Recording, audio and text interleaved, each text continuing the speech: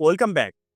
আগের ভিডিওতে আমরা শিখেছি কিভাবে ইউআরএল, অ্যাডমিন বা ইনটাইটেল ড্যাশবোর্ডের মতো ডর্ক ব্যবহার করে সিস্টেমের পেছনের দরজা অর্থাৎ অ্যাডমিন পোর্টালগুলো খুঁজে বের করতে হয়।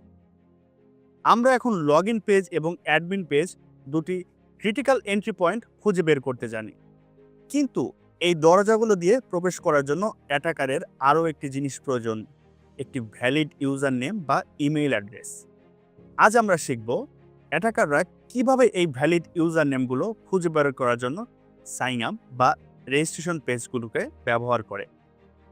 এই কৌশলটির নাম হলো ইউজার এনিউমেরেশন অ্যানালাইসিস। ব্যাপারটা খুবই সহজ। ভাবো, তুমি একটি পপুলার লোকাল সার্ভিসে একটি নতুন অ্যাকাউন্ট খোলার চেষ্টা করছো। তুমি তোমার ইমেল অ্যাড্রেস দিলে আর সিস্টেম তোমাকে বলল, this email is already registered. একজন সাধারণ ইউজারের কাছে এটা একটা সাধারণ মেসেজ, কিন্তু একজন অ্যাটাকারের কাছে এটা একটা সোনার খনি। এই মেসেজটি অ্যাটাকারকে কনফার্ম করে দিল যে তোমার ইমেল অ্যাড্রেসটি ওই সিস্টেমের একজন valid user.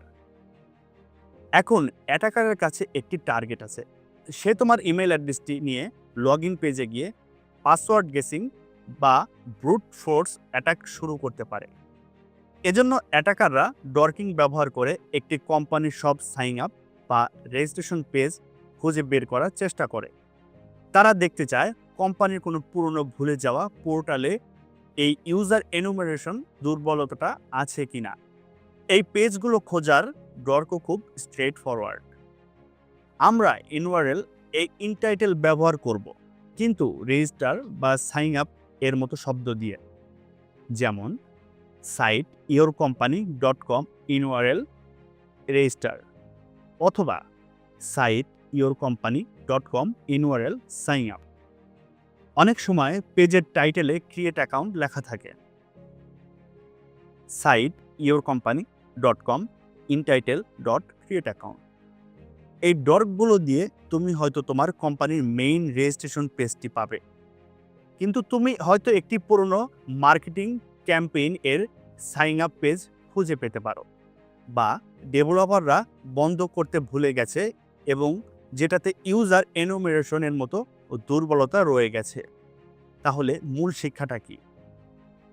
Sign up page শুধু নতুন ইউজার তৈরি করার জন্য নয়, এটা অ্যাটাকারদের জন্য ভ্যালিড ইউজার খুঁজে বের করার একটি রিকগনাইসেন্স টুল। এই পেজগুলো খুঁজে বের করা হলো ইউজার এনুমেরেশন ভ্যালুনেবিলিটি টেস্ট করার প্রথম ধাপ। এই তথ্য ব্যবহার করে অ্যাটাকাররা তাদের অ্যাটাককে বেশি ফোকাসড এবং ইফেক্টিভ করে তুলতে পারে।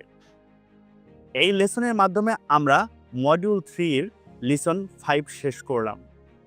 আমরা সিস্টেমের দরজা, লগ ইন, অ্যাডমিন এবং সাইন আপ পেজ খুঁজে বের করতে শিখেছি।